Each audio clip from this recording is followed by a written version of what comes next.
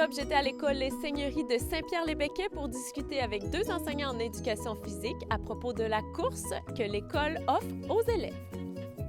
En fait, depuis le début de l'année, les étudiants de tous les niveaux, en fait, ils courent à chaque début d'année jusqu'à ce stade-ci pour la course. Donc, on se prépare pour leur course. Ils ont chacun leur kilométrage. Là. C'est établi selon leur performance, selon leur désir aussi.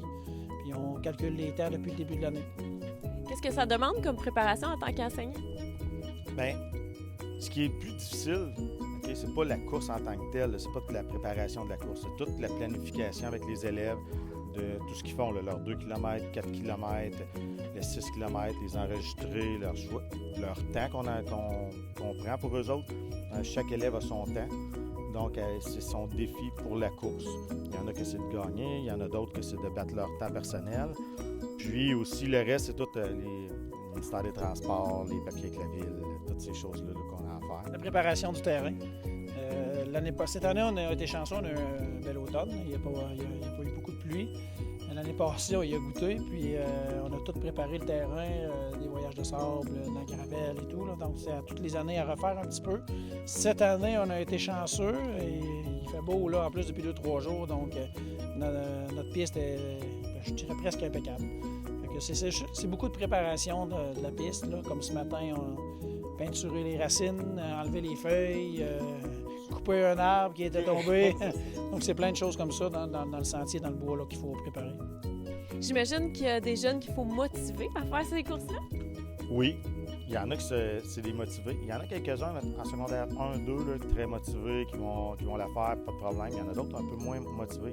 Mais avec la suite, souvent, des fois, il y en a qui ont des belles progressions, puis rendus en secondaire 3, 4, 5, ils se mettent des défis. Juste de dire, bien, moi, je vais courir le 6 km. Mais pas parce qu'ils veulent faire un temps merveilleux, juste de le faire, puis ils finissent leur course, puis ils disent, hey, je l'ai fait. J'ai pas eu à courir, etc., à faire, à mourir sur le terrain, là. Mais juste de se donner, puis hey, je l'ai fait. Puis ça, il y en a plusieurs de faire leur course. Il y en a d'autres de faire le 2 km. C'est demandant pour eux autres, ils vont le faire, puis ils vont être très contents. C'est surtout ça. On essaie de mettre ça sur la réussite d'eux autres mêmes. Ils réussissent parce que, avec leur force, leur faiblesse, ils ont leur temps, puis ils font ça avec eux autres. En plus, ce qui est le fun, c'est que les jeunes du primaire aussi, quand ils arrivent, ils sont déjà, en guillemets, prêts, je vais dire ça de même, parce qu'ils ont aussi, eux autres, une course de cross-country.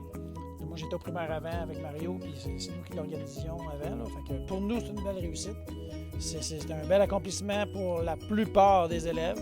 Il y en a qui performent, il y en a qui aiment moins ça, puis c'est correct, là, c'est pas donné à tout le monde, mais ils le font, puis en passant aussi, c'est vrai que c'est évalué dans notre cadre sur notre premier bulletin.